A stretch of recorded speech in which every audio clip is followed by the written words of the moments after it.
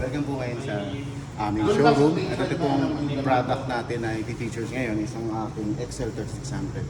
So multi-function na po siya, mapapansin. Full drawer din po siya. Ngayon, makikita niyo po itong full drawer niya. Yung mga traditional po is may mga spindle. Ito po wala ng spindle. And up to 2 core siya. Pag sinabi natin 2 core, 150 feet pataas po yun. 150 to 450 feet po yun. So mas marami kayong mapiprint in a single printing time lang. Pangalawa, makikita niya naman yung monitor niya. So 15.6 na interactive monitor siya. Makikita niyo na lahat dito ng kailangan ninyo. From paper type, 8.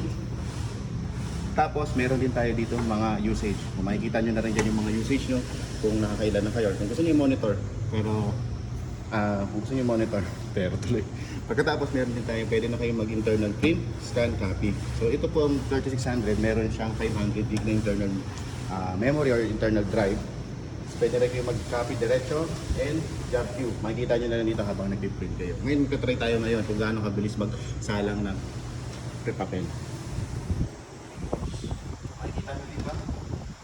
Makikita nyo dito, isang load lang natin. I-instruct nyo tayo kung paano. May patuwa nyo ganyan. Meron tayo ibang klase na papel natin. Ita-try. Isang white, isang blue. Ayan. Medyo mabigat lang kasi nga jumbo. Ano na? Yan. Sis, mga sis! Yan. Kita nyo, napakabilis lang. Unlike sa mga T830, halika dito. So, tingnan nyo po ito T830. Tingnan nyo po ito. Yung mga mid-production natin may spindle pa. Samantalang yung wala na. Diretso na. Ano yan? Kita nyo, load agad. Simple lang. May setting sa digital blueprint. Tingnan nyo, yan. Ang ganda. Digital blueprint. Ito ang kapastig. Yan. I would choose para Pwede nga pala dito ang simultaneous maglagay ng papel. Pwede mo maglagay itong papel habang print kayo. So ang gagawin niya is magpapark na lang po siya. So meaning pag nag-park siya, pag sinelect mo sa computer, roll 1, drawer 1, mag-print siya. Tapos pag roll 2 pinili mo, babalik yung roll 1, pupunta na yung drawer 2. Kita nyo, ganito kabilis to. Tira nyo, tagal oh. Hindi, joke lang yan. Mga sis, tumingan naman. Mga sis! Ano yun?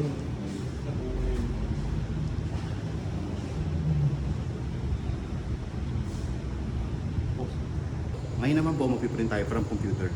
Tingnan natin kung gaano siya kabilis. Itong production natin is meron nakabundle siyang software.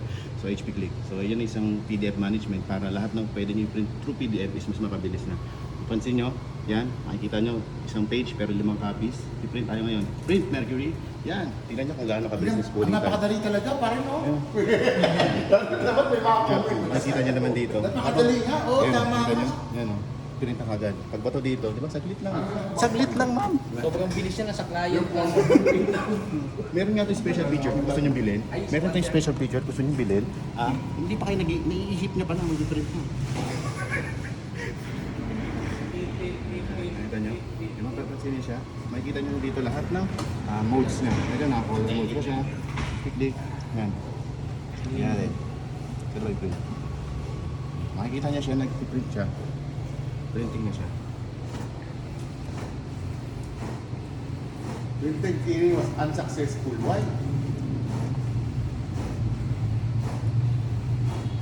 Why?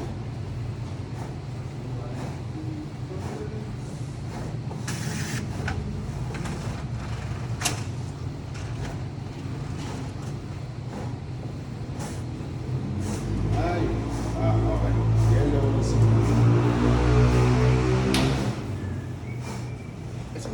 Yellow, tama ba? Introductory hardness yung pala ito eh. Bus na pala yung yelo.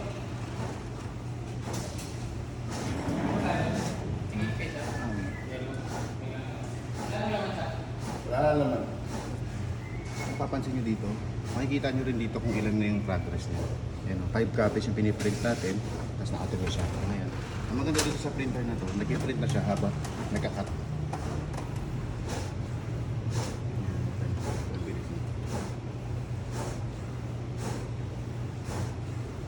So ang standard speed nito is 3A1 per minute. Pero dahil ang ginagamit lang natin dito sa Philippines 20/30, mas mabilis pa siya. Mas marami pa siya.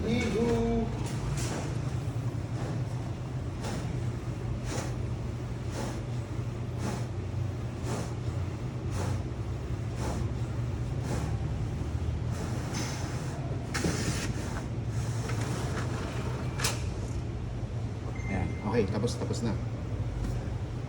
And meron na itong mga ibang, bukod sa printing, syempre, marami pa itong kaya gawin. So, pag na-purchase nyo na yung unit, saka namin tuturo sa inyo lahat. And dapat, dito, kung ano man yung mga gusto nyong itanong sa amin, itanong nyo na, then saka natin gawin ulit ng video. Or kung gusto nyo, pumunta na kayo dito sa showroom.